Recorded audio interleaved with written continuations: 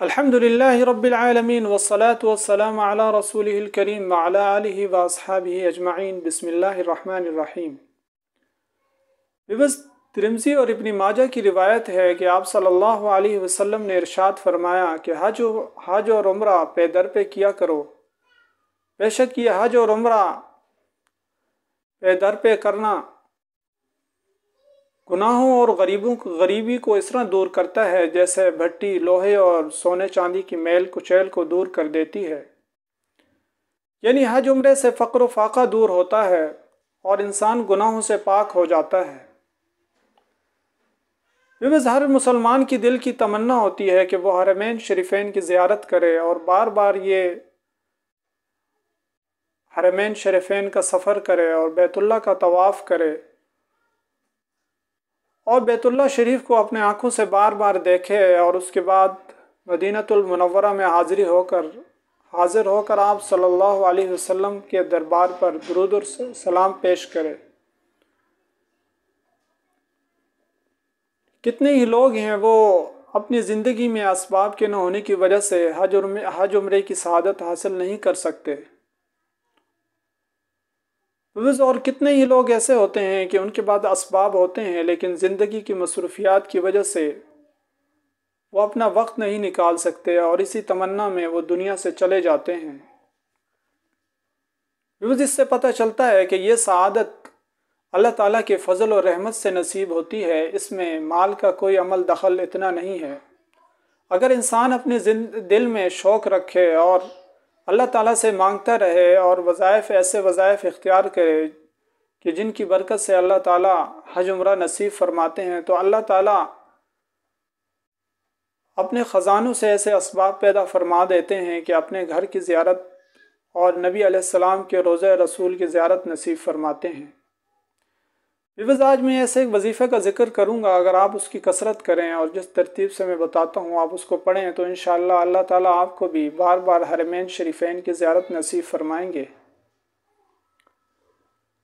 یہ وظیفہ وہ تلبیہ ہے جو حج کے دوران پڑھا جاتا ہے۔ لبیک اللہم لبیک لبیک لا شریک لک لبیک ان الحمد والنعمت لک والملک لا شریک لک۔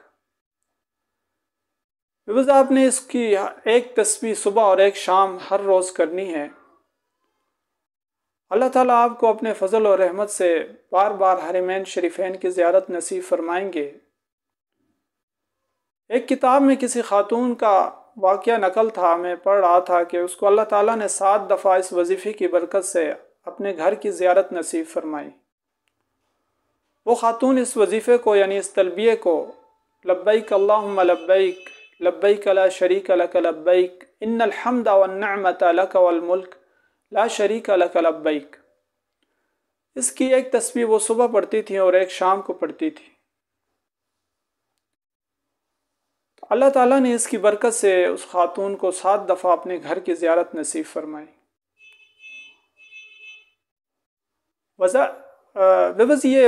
یہ وظائف اختیار کرنا اور اللہ سے سوال کرنا اور اپنے شوق کو ظاہر کرنے کا ایک انداز ہے جس کی برکت سے اللہ تعالیٰ ایسے اسباب پیدا فرماتے ہیں کہ اپنے گھر کی زیارت نصیب فرما دیتے ہیں۔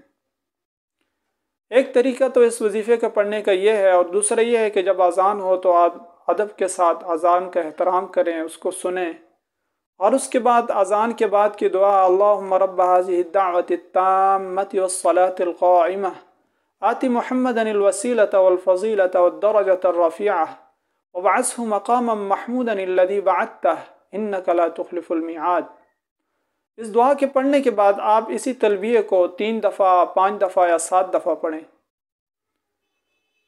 اس طریقے سے بھی اللہ تعالیٰ ایسے اسباب پیدا فرماتے ہیں کہ انسان کو اللہ اپنے گھر کی زیارت نصیب فرماتے ہیں۔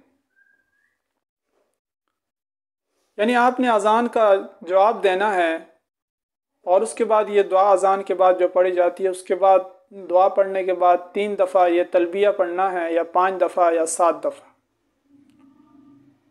اللہ تعالیٰ ہم سب کو اپنے گھر کی زیارت بار بار نصیب فرمائیں اور حرمین شریفین کہ وہ رحمتیں ہمیں نصیب فرمائیں اور روضہ رسول پر بار بار حاضر نصیب فرمائیں۔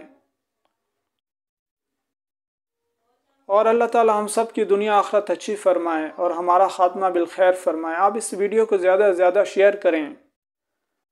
بعض بندے ایسے ہوتے ہیں کہ ان کے دل میں شوق اور طلب اتنا زیادہ ہوتا ہے، وہ ایسے اسباب اور وظائف اختیار کرتے ہیں، ان کی تلاش میں سرگردہ رہتے ہیں۔ اگر کسی شوق والے کو یہ وظیفہ نصیب ہو جائے اور اس کو پڑھ لے دل کی طلب سے اور شوق سے اور محبت سے، اور اللہ تعالیٰ اگر اس کو اپنے گھر کی زیارت نصیب فرمائے اور وہ وہاں جا کر جو اعمال اختیار کرے گا، اگر آپ اس وظیفے کو اس کو پہنچانے کا ذریعہ بنے ہیں تو اس شخص کے دعاؤں میں، اس کے اعمال میں اللہ تعالیٰ آپ کا حصہ بھی رکھیں گے۔ اللہ تعالیٰ ہم سب کو خیر پھیلانے کی توفیق نصیب فرمائے۔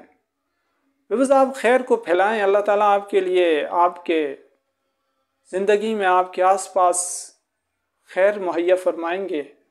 آپ بھلائی کو زیادہ سے زیادہ پھیلائیں، اللہ تعالیٰ آپ کے لیے بھلائی عام کر دیں گے۔ اللہ تعالیٰ ہم سب کو بار بار حرمین شریفین کی زیارت نصیب فرمائے اور ہم سب کا خاتمہ بالخیر فرمائے۔ السلام علیکم ورحمۃ اللہ وبرکاتہ۔